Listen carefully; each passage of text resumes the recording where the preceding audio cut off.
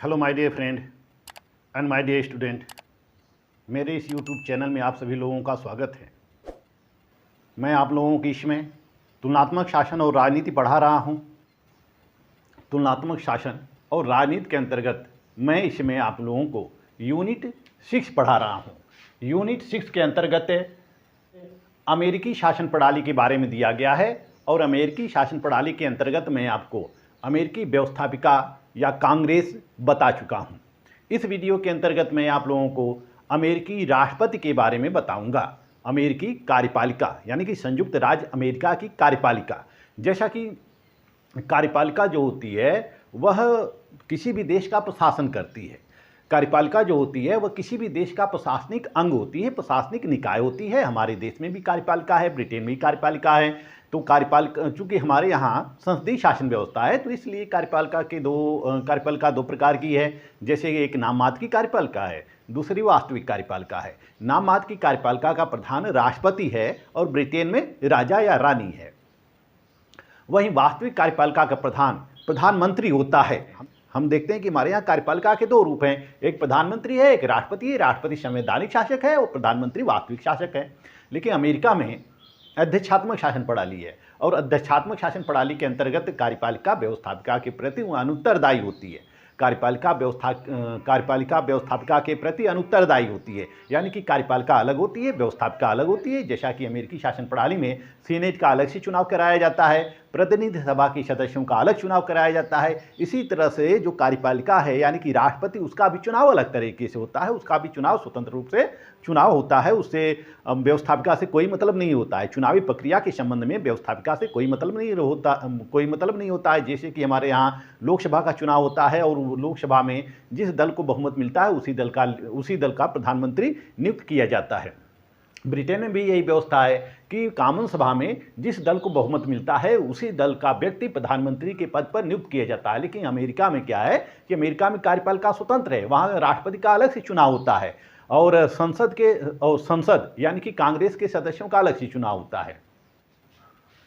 तो अमेरिका का जो राष्ट्रपति होता है वह देश का वास्तविक प्रधान होता है, यानी कि संवैधानिक प्रधान भी होता है और वास्तविक प्रधान भी होता है। जैसे कार्यपालिका दोहरी होती है तो अमेरिका में कार्यपालिका दोहरी नहीं होती है, यूएसए की कार्यपालिका दोहरी नहीं होती है। वही एकमात्र होता है, एकमात्र मुखिया वही होता है, वही संवैधानिक भी होता है, वही वास्तविक भी होता है। तो जो अमेरिका का राष्ट्रपति होता है वह राष्ट्रपति देश का संवैधानिक शासक होने के साथ ही साथ वास्तविक शासक भी होता है।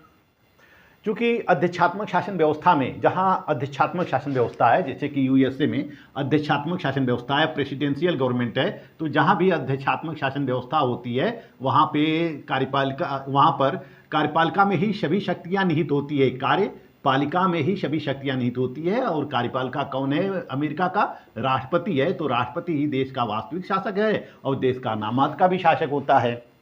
तो अमेरिकी संविधान के अनुच्छेद 2 के अंतर्गत अमेरिकी संविधान के अनुच्छेद 2 के अंतर्गत कार्यपालिका के बारे में विस्तार से वर्णन किया गया है।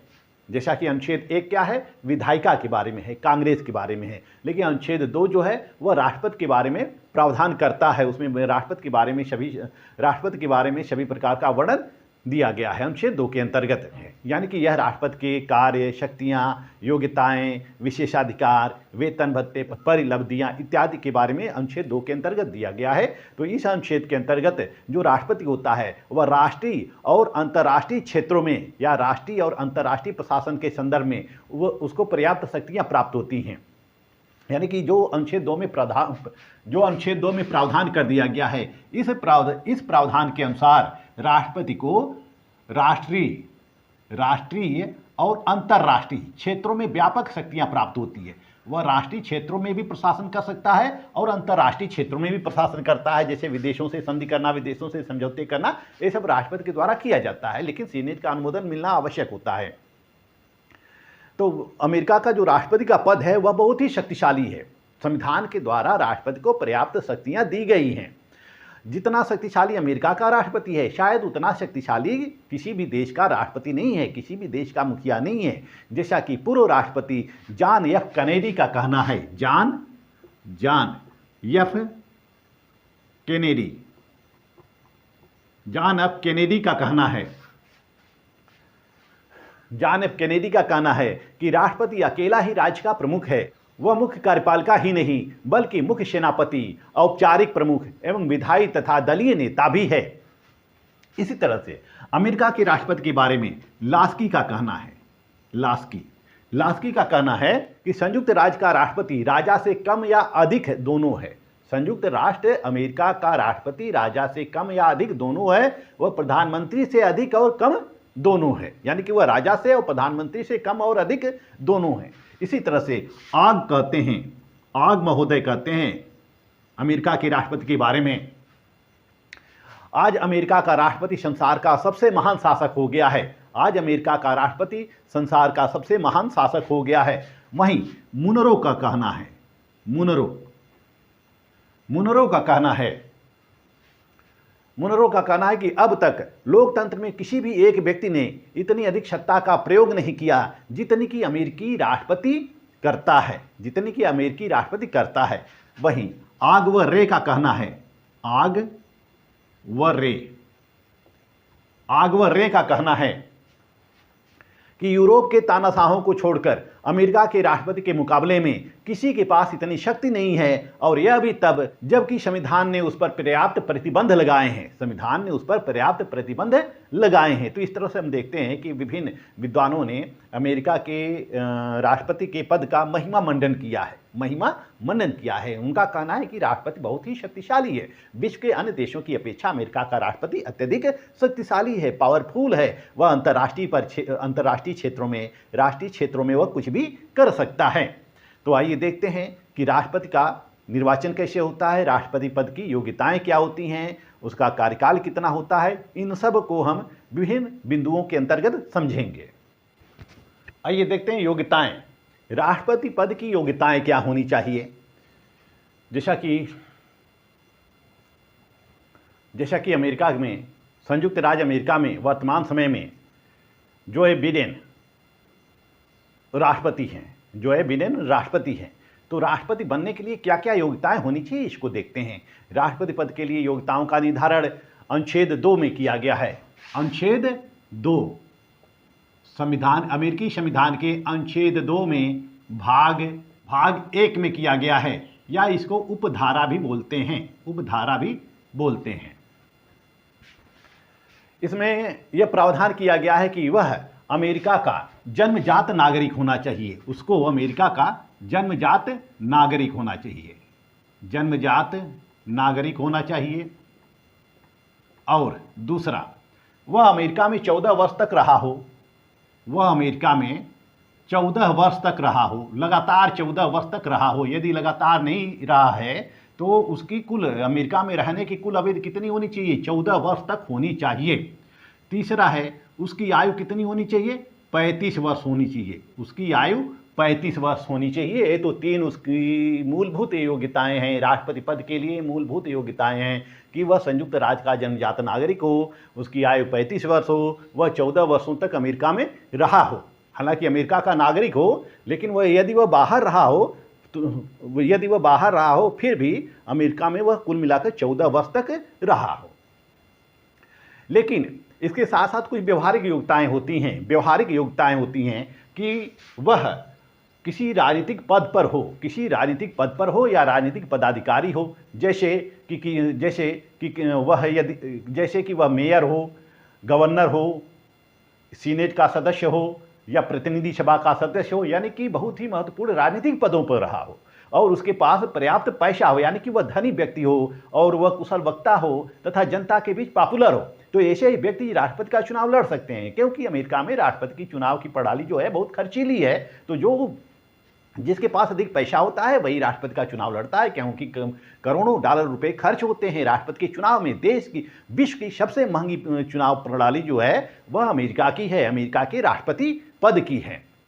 पदावधि कितनी होती है इसकी? पदावधि, जैसा कि आप सभी लोग जानते हैं कि राष्ट्रपति का निर्वाचन केवल 4 वर्षों के लिए होता है। 4 वर्षों के लिए होता है। 4 वर्ष के पश्चात फिर निर्वाचन होता है। जैसे कि 2020 में राष्ट्रपति पद का निर्वाचन हुआ, फिर 2024 में राष्ट्रपति पद का निर्वाचन होता है। परंतु किसी भी व्यक्ति का पुनर्निर्वाचन भी हो सकता है। किसी भी व्यक्ति का पुनर्निर्वाचन, एक व्यक्ति दो बार भी रह सकता है, जैसे कि बराक ओबामा को 2 बार रखा गया। इसी तरह से संयुक्त राज्य अमेरिका के इतिहास में कई व्यक्ति ऐसे हुए हैं जो 2 बार राष्ट्रपति पद पर रहे हों या 2 बार से अधिक भी रहे हों। जैसे कि राष्ट्रपति फ्रैंकलिन रूजवेल्ट अमेरिका में 4 बार राष्ट्रपति रहे हैं। जो रूजवेल्ट रहे हैं, रूजवेल्ट, वह अमेरिका में 4 बार राष्ट्रपति रहे हैं। 1933 से लेकर वह 1945 तक रहे हैं, यानी कि 4 बार रहे हैं। और जब उनका चौथा कार्यकाल था तो उसी समय उनकी मृत्यु हो जाती है। वह अपना चौथा कार्यकाल पूरा नहीं कर पाते हैं, उनका निधन हो जाता है। लेकिन 1 मार्च 1951 को अमेरिकी संविधान में 22वां संशोधन किया गया। इस संशोधन के तहत यह प्रावधान किया गया कि कोई भी व्यक्ति 2 बार से अधिक नहीं रह सकता है। 2 बार से अधिक नहीं रह सकता है, यानी कि वह केवल 2 ही बार रह सकता है, तीसरी बार नहीं रह सकता है। आइए देखते हैं उन्मुक्तियां कौन कौन सी प्राप्त होती हैं राष्ट्रपति को, यानी कि जो विशेषाधिकार होता है या सुविधाएं उन्मुक्तियां कौन कौन सी प्राप्त होती हैं। पहला, जिस तरह से संसद के सदस्यों को या सीनेट या प्रतिनिधि सभा के सदस्यों को कुछ उन्मुक्तियां प्राप्त होती हैं, इसी तरह से राष्ट्रपति को भी कुछ उन्मुक्तियां प्राप्त होती हैं। जैसे कि राष्ट्रपति को कार्यकाल के दौरान न तो बंदी बनाया जा सकता है, न ही उस पर मुकदमा चलाया जा सकता है। और दूसरा कि उसको गवाही से उन्मुक्ति प्रदान की गई है, उसको न्यायालय में गवाही के लिए बुलाया नहीं जा सकता है, बाध्य नहीं किया जा सकता है। और तीसरा कि उसके विरुद्ध न्यायालय के द्वारा परमादेश या कोई भी आदेश जारी नहीं किया जा सकता है। जब तक वह पद पर है तब तक न्यायालय के द्वारा कोई परमादेश या आदेश जारी नहीं किया जा सकता है। राष्ट्रपति एक बार निर्वाचित हो जाने के पश्चात वह 4 वर्ष तक अपने अपने पदों पर रहता है। उसको केवल महाभियोग की प्रक्रिया से ही हटाया जाता है, महाभियोग की प्रक्रिया से ही हटाया जा सकता है, अन्यथा राष्ट्रपति को किसी भी कीमत पर हटाया नहीं जा सकता। जिस तरह से हमारे यहाँ प्रधानमंत्री का कार्यकाल 5 वर्ष होता है, लेकिन 5 वर्ष के पूर्व भी प्रधानमंत्री को हटा सकते हैं। यदि संसद में अविश्वास प्रस्ताव पारित हो जाता है तो सरकार भंग हो जाती है। ब्रिटेन की भी यही व्यवस्था है, भारत की भी यही व्यवस्था है। लेकिन अमेरिका में जो व्यक्ति एक बार राष्ट्रपति चुन लिया गया तो वह 4 वर्ष तक अपने पद पर बना रह सकता है। वह या तो स्वेच्छा से त्यागपत्र दे सकता है, या तो मृत्यु हो जाती है तब पद रिक्त हो जाता है, अथवा महाभियोग के प्रक्रिया के द्वारा ही उसको हटाया जा सकता है। पहला योग्यताएं, दूसरा पदावधि, तीसरा उन्मुक्तियां, चौथा है वेतन भत्ते और अन्य सुविधाएं। अमेरिका के राष्ट्रपति का वेतन कितना होता है? अमेरिका के राष्ट्रपति का वेतन कितना होता है? अपने 4 वर्षों के कार्यकाल के दौरान वह कितना वेतन पाता है? तो इस संबंध में, वेतन के संबंध में, भत्तों के संबंध में, सुविधाओं के संबंध में जो संसद होती है यानी कि कांग्रेस होती है, वही कांग्रेस समय समय पर नियम बनाती है। और अब तक 5 बार अमेरिका में वेतन संबंधी नियम बनाए जा चुके हैं, यानी कि वेतन जो है 5 बार वृद्धि हो चुकी है सांसदों की और राष्ट्रपति की। तो वर्तमान समय में अमेरिकी राष्ट्रपति का जो वेतन वह करीब $4 लाख है। वेतन कितना है? $4 लाख है। $4 लाख उसका वेतन है, वार्षिक है। यह वेतन क्या है? वार्षिक है। एक साल में $4 लाख वह वेतन प्राप्त करता है। इसके अलावा जो भत्ते है या भत्ता, इसके अलावा जो भत्ता दिया जाता है उसको, वह भत्ता करीब $50,000 दिया जाता है। $50,000 दिया जाता है भत्ता। इसके अलावा उसको यात्रा भत्ता करीब $1 लाख मिलता है। $1 लाख उसको यात्रा भत्ता मिलता है। मनोरंजन के लिए, यानी कि मनोरंजन के साधनों पर खर्च करने के लिए उसको करीब $19,000 मिलता है।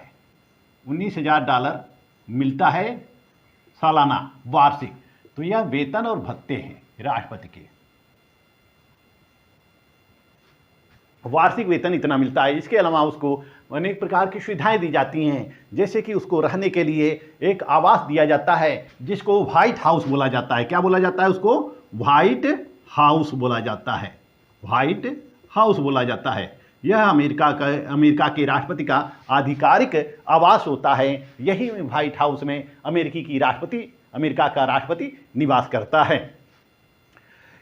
उसको रहने के लिए आवास दिया जाता है, अन्य सरकारी सुविधाएं दी जाती हैं, एक कार दी जाती है, अत्याधुनिक सुविधाओं से लैस उसको कार दी जाती है, और एक हवाई जहाज़ भी उसको दिया जाता है, उपलब्ध कराया जाता है। यदि विदेशी दौरों पे जाता है तो उसको हवाई जहाज़ दिया जाता है। हवाई जहाज़ भी अत्याधुनिक सुविधाओं से लैस होता है, पूर्ण रूप से बुलेट प्रूफ होता है। एक छोटा सा समुद्री जहाज़ दिया जाता है, समुद्री क्षेत्रों का दौरा करने के लिए एक छोटा सा समुद्री जहाज़ भी उसके लिए दिया जाता है, और विभिन्न प्रकार की सरकारी सुविधाएं मिलती रहती हैं। इसके अलावा उसको रिटायर होने पर पेंशन व अन्य सुविधाएं भी प्राप्त होती हैं। वहाँ की संसद के अधिनियमों के द्वारा उसको पेंशन और अन्य सुविधाएं भी प्राप्त होती रहती हैं। तो ये है राष्ट्रपति के वेतन, भत्ते और अन्य सुविधाएं। नेक्स्ट पॉइंट को हम देखते हैं, निर्वाचन। राष्ट्रपति का निर्वाचन कैसे होता है? राष्ट्रपति का निर्वाचन कैसे होता है? जैसा कि राष्ट्रपति का निर्वाचन जो होता है अमेरिका के राष्ट्रपति का निर्वाचन अप्रत्यक्ष रूप से होता है। अप्रत्यक्ष रूप से निर्वाचन होता है। अप्रत्यक्ष रूप से होता है क्योंकि अमेरिका क्या है? एक रिपब्लिक है, रिपब्लिक देश है, यानी कि गणतंत्री देश है। और जो गणतंत्री देश होता है उसमें राष्ट्राध्यक्ष का निर्वाचन अप्रत्यक्ष रूप से जनता के द्वारा होता है, यानी कि वह जनता के द्वारा निर्वाचित होता है, मनोनीत नहीं होता है। वह जनता के द्वारा निर्वाचित होता है, वंशानुगत नहीं होता है। वंशानुगत नहीं होता है। जहां पर वंशानुगत है, जैसे कि ब्रिटेन है, तो ब्रिटेन क्या है? वह गणतंत्री नहीं है, वह राजतंत्री शासन व्यवस्था में आ जाएगा, क्योंकि वहां पर राजा का पद आनुवंशिक है, राजा जनता के द्वारा चुना नहीं जाता है। लेकिन अमेरिका में, भारत में हम देख सकते हैं, भारत भी एक गणतंत्री देश है। तो गणतंत्र में राष्ट्राध्यक्ष का निर्वाचन किया जाता है जनता के द्वारा या जनता के प्रतिनिधियों के द्वारा। तो गणतंत्री शासन व्यवस्था में राष्ट्राध्यक्ष का निर्वाचन जनता द्वारा चुने गए प्रतिनिधियों के द्वारा किया जाता है। जैसे कि हमारे यहाँ भी राष्ट्रपति का निर्वाचन प्रत्यक्ष रूप से जनता के द्वारा नहीं होता है, अप्रत्यक्ष रूप से जनता के द्वारा होता है। हम विधानसभा के सदस्य चुनते हैं और संसद के सदस्य चुनते हैं, यानी कि लोकसभा के सदस्य चुनते हैं। राज्यसभा के सदस्यों का निर्वाचन विधानसभाओं के द्वारा किया जाता है। तो विधानसभा के जो मेंबर होते हैं, जो संसद के मेंबर होते हैं, यही मेंबर मिलकर राष्ट्रपति का चुनाव करते हैं, यानी कि हम सीधे रूप से राष्ट्रपति का चुनाव नहीं करते हैं। यही प्रक्रिया अमेरिका में भी है। अमेरिका में भी जो जनता होती है वो प्रत्यक्ष रूप से राष्ट्रपति का चुनाव नहीं करती है, बल्कि एक निर्वाचक मंडल का करती है, इलेक्टोरल कॉलेज का निर्वाचन करती है। और जब इलेक्टोरल कॉलेज का निर्वाचन करती है तो यही इलेक्टोरल कॉलेज मिलकर राष्ट्रपति का निर्वाचन करते हैं। यानी पहले तो प्रतिनिधियों का निर्वाचन होता है, जब प्रतिनिधि चुन लिए जाते हैं तो यह प्रतिनिधि मिलकर फिर किसको वोट देते हैं? राष्ट्रपति को वोट देते हैं, राष्ट्रपति पद के लिए यह वोट देते हैं। तो राष्ट्रपति का चुनाव अप्रत्यक्ष रूप से एक निर्वाचक मंडल के द्वारा होता है, और निर्वाचक मंडल में उतने ही सदस्य होते हैं जितने कि कांग्रेस में होते हैं, जितने कांग्रेस में होते हैं। कांग्रेस में कितने सदस्य हैं? कांग्रेस में कितने सदस्य होते हैं? 100 सदस्य होते हैं सीनेट में, और 435 सदस्य होते हैं प्रतिनिधि सभा में, प्लस 3 सदस्य लिए जाते हैं कोलंबिया जिले से। यानी कि कुल मिलाकर 538 सदस्य निर्वाचक मंडल में होते हैं। जितने सदस्य कांग्रेस में होते हैं उतने सदस्यों का सभी राज्यों से निर्वाचन किया जाता है।